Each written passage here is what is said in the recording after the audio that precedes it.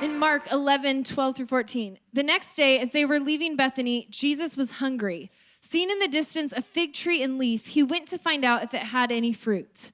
When he reached it, he found nothing but leaves because it was not the season for figs. Then he said to the tree, "May no one ever eat fruit from you again." And his disciples heard him say it. Next. In the morning, as they went along, they saw the fig tree withered from the roots. Peter remembered and said to Jesus, "Rabbi, look, the fig tree you cursed has withered." Next. In Proverbs, it says, "Death and life are in the power of the tongue, and those who love it will eat its fruit." Next, John 8:44, he was a murderer. This is talking about Satan. He was a murderer from the beginning, not holding to the truth, for there is no truth in him. When he lies, he speaks his native language, for he is a liar and the father of lies. So this is what God showed me. Did you see when Jesus cursed the fig tree, what happened? It died. And then the Bible says that we have the power of life and death in our tongue.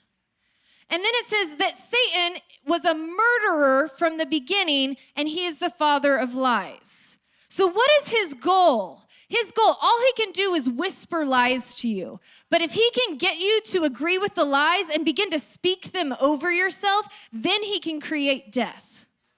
Then he can create murder. So this is the spirit of self-criticism is the spirit of death. So here's what happened. The accuser came through my best friends and he said, "You're just not that. You'll just never be that. You just can't be that." And I looked around at the world. It's kind of like social media. You know, when you flip through your Instagram or Snapchat or Facebook and you're looking, you're like, I wish I could be cool like them, or I wish I could have clothes like them. And the accuser is always trying to tell you who you aren't. Because if you can just start to partner with that lie, here's what happens. You start to say, yeah, I'm just not good at anything. As soon as I say that, I start to curse myself. And what happens when you agree with death? You literally are murdering the very thing that you want to come alive. The beautiful thing is that God came so that his truth could set you free. He intended to fight for you so you would never have to listen to the lies of the accuser. And that any places where the accuser has brought death to you, he came, died, and resurrected so that new life could come again and you could see and believe new truth about who you are.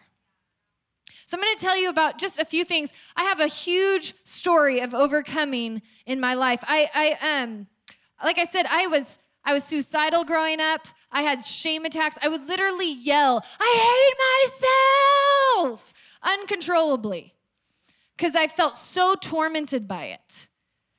I wished that I was never born. You name a torment, I struggled with it. And there is nothing too powerful for God to overcome.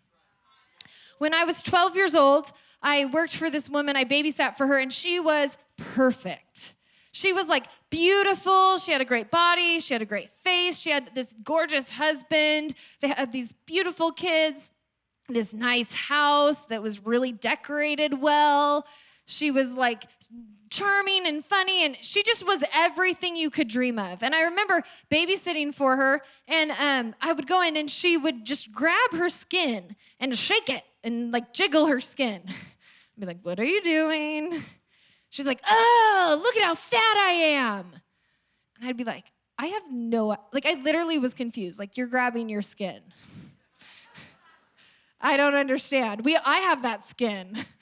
I'm on a weight gaining diet and I still have skin there. I don't know what you're doing. And I remember her always being upset and frustrated about who she wasn't. And I thought to myself, oh gosh, if this woman who has everything doesn't like herself, we're all screwed. There's no hope for any of us.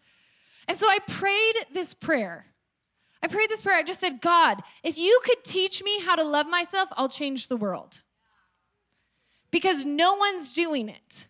I don't have to have a gift. I don't have to have a talent. I don't have to be great at anything, because if I love myself, I will stand out like a sore thumb anywhere I go. And people will be like, "What is that?